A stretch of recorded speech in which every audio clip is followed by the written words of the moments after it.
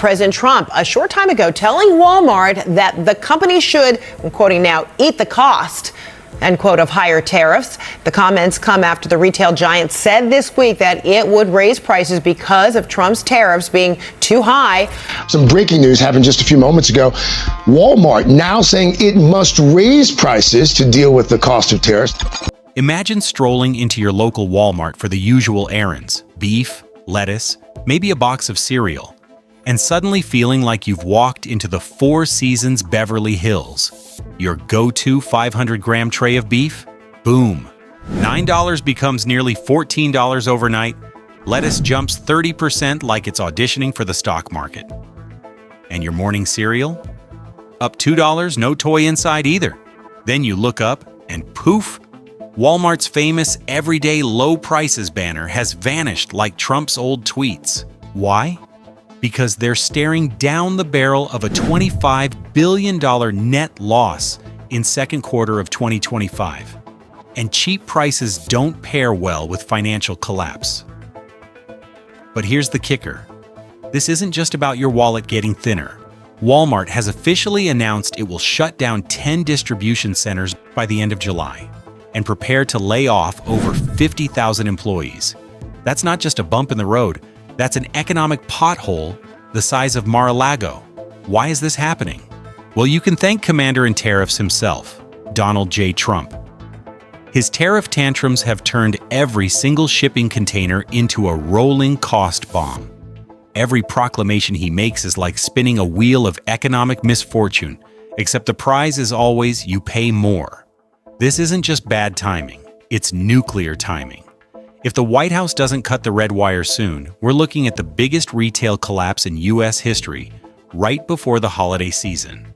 So go ahead and picture Christmas dinner with no turkey, no stuffing, and a $12 head of cabbage as the main course. In this video, Civic Chatterbox dives into the mess nobody's talking about at cocktail hour, the Walmart price shock. Brought to you by Tariffs, Ego, and a man who thinks trade wars are easy to win. And remember, your wallet isn't safe, not when Donald's holding the detonator. So hit subscribe, ring the bell, and stay tuned. Because if Trump keeps going, milk and bread might need a credit check. It all started on April 2nd, 2025, when Donald Trump turned the Rose Garden into a bad episode of The Apprentice Trade War Edition. With the flick of a pen, he signed Executive Order 14,257, aka the Liberation Day tariffs, and liberated your bank account from its will to live. By April 5th, every shipment into the U.S. was hit with a 10% base tariff, sparing only Canada and Mexico. 4 days later, Trump went full Tasmanian devil and unleashed retaliatory tariffs on 60 countries. The worst hit? You guessed it, China, with a 145% tariff slapped on most goods like they personally insulted him on Truth Social. The fallout was immediate. At the Hooner Toy Factory, one of Walmart's key suppliers, orders were canceled faster than Rudy Giuliani at a wine shop presser.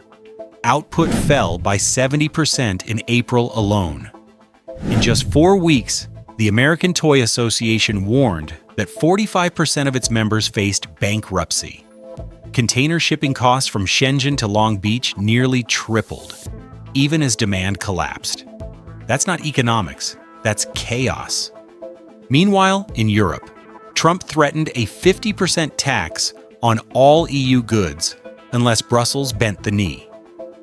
Over $180 billion in EU market value was vaporized faster than Trump's loan documents. The Euro Stoxx 600 fell 4.4% in 3 days. German automakers froze exports to the US, and let's just say Berlin was not amused. In South Korea, a 25% tax on imported cars risked 49% of Hyundai and KIA's US sales. The result? A full-blown emergency in Seoul. Korea's central bank now expects auto exports to the US to drop another 4% in third quarter, putting tens of thousands of jobs in jeopardy. But don't worry, Trump said this would help the little guy. Spoiler, it didn't.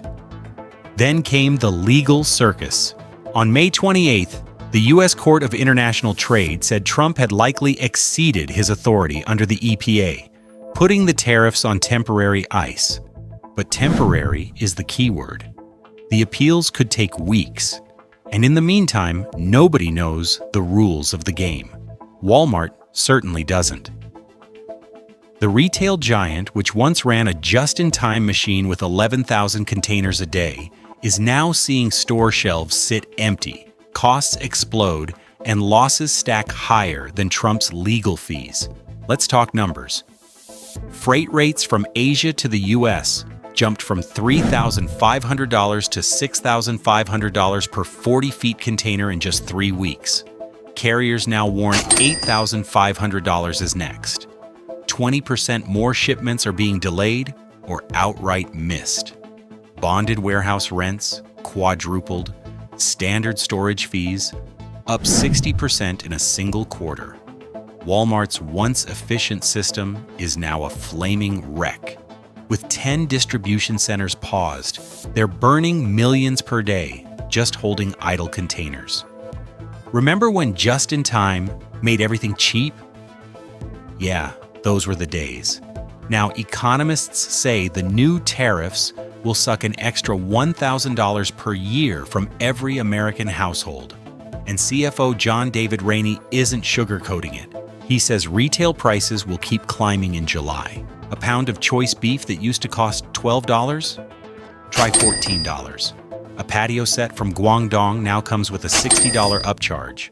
A child car seat from Suzhou? Add $100 in tariff tax. That's not protectionism, that's robbery with extra paperwork. Walmart's everyday low prices? Trembling, according to Rainey. And he's not wrong. From stuck containers to barren aisles, the just-in-time lifeline that sustained U.S. retail for 30 years is being strangled by Trump's ego in real time. And here's the kicker. While the White House says tariffs will somehow lower living costs, the only thing getting cut is your spending power and 50,000 plus warehouse workers' paychecks. The road ahead is darker than ever, and we're only at the halfway point. It all exploded on May 28th when a 12-page bombshell memo titled Project Triage leaked out of Walmart's Arkansas HQ like a canary escaping a coal mine. The plan? Shut down 10 massive distribution centers across the country over the next 6 weeks. From California to Florida, sites like Riverside, Brooksville, Elwood, and Menominee, each over 800,000 square feet, are going dark. What does that mean? According to supply chain consultants at MWPVL, each regional GMDC employs 1,000 full-time staff and another 1,500 seasonal workers.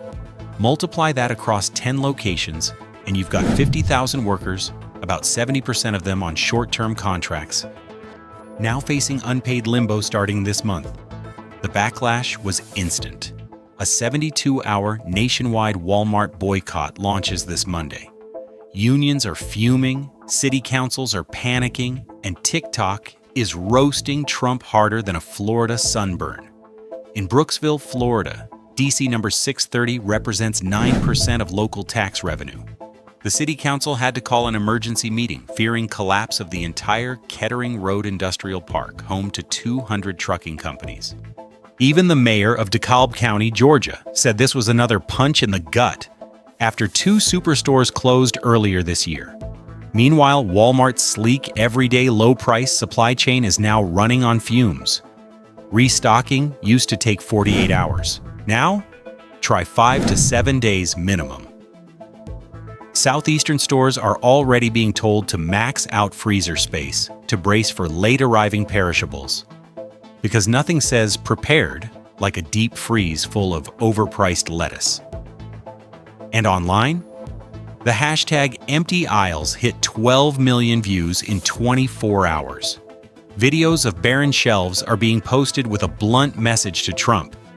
Can you end this tariff war before milk costs more than a 6-pack? But this isn't just about social media outrage. It's economic carnage. Everbright Sewing in Brooksville, once producing 20,000 Walmart uniforms a month, has shut down after a single canceled order. The owner summed it up. One phone call from Walmart and we were bankrupt. Across the Pacific, the Huner Toy Factory in Guangdong, Walmart's partner for 40 years, cut production 70%, laid off 130 of 400 workers in just 3 weeks and may never recover. And the hits keep coming. U.S. small business confidence.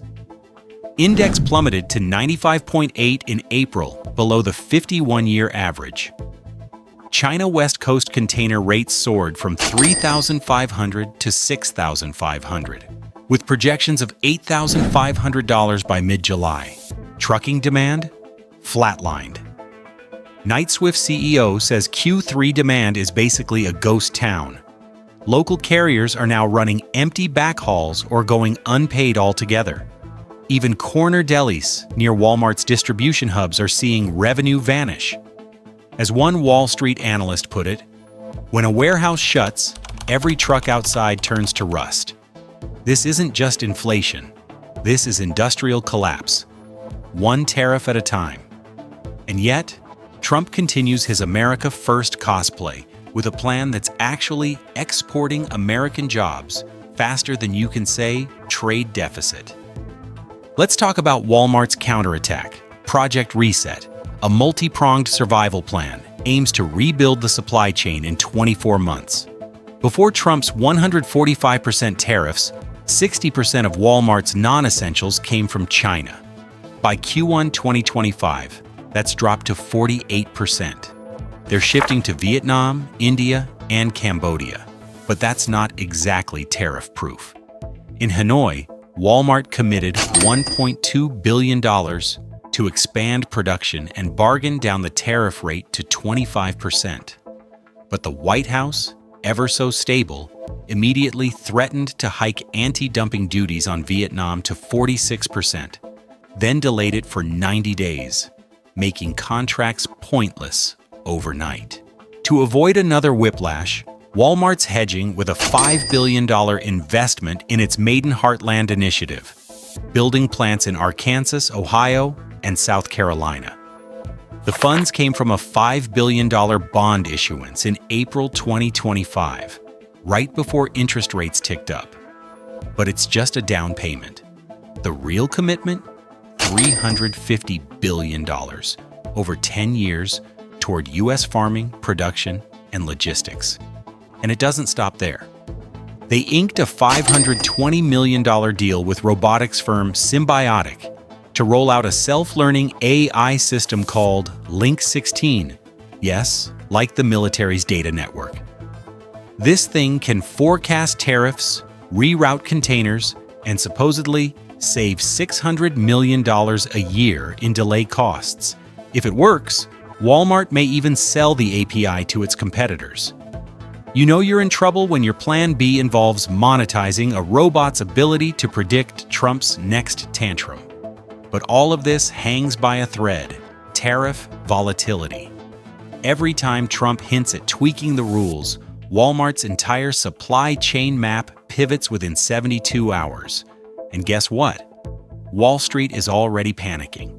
From April 2nd to now, Walmart stock is down 11%, wiping out $37 billion in value. FedEx lost 11% in a day, UPS cut 20,000 jobs, and retail transport ETFs saw a $6 billion outflow, the worst since 2008. Even Prologis, the warehouse landlord, dropped 9.6% on April 3rd. A Bloomberg analyst called it the final nail in the fantasy that logistics real estate is safe from trade wars. And globally, it's no better. The EU says 380 billion euros in exports are now at risk. Canada's PM Mark Carney says retaliation is coming. Mexico warns 400,000 US jobs could vanish. And the IMF now warns this tariff war could destabilize the entire global trade system. So here's the big question. Will Donald Trump back down to save the economy? Or double down to save face? Because from where we're standing, this isn't leadership. It's a demolition derby with your paycheck riding shotgun. Stick with civic chatterbox. This story isn't over, and the next move might just break the system.